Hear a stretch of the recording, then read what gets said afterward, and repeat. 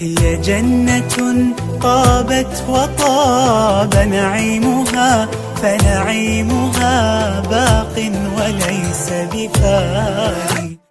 دار السلام وجنة المأوى ومنزل ثلة الإيمان والقرآن. فيها الذي والله لا عين رأت، كلا ولا سمعت به الأذنان. فيها الذي والله لا عين رأت، كلا ولا سمعت به الأذنان. أنهارها تجري لهم من تحتهم، محفوفة بالنخل والرمان.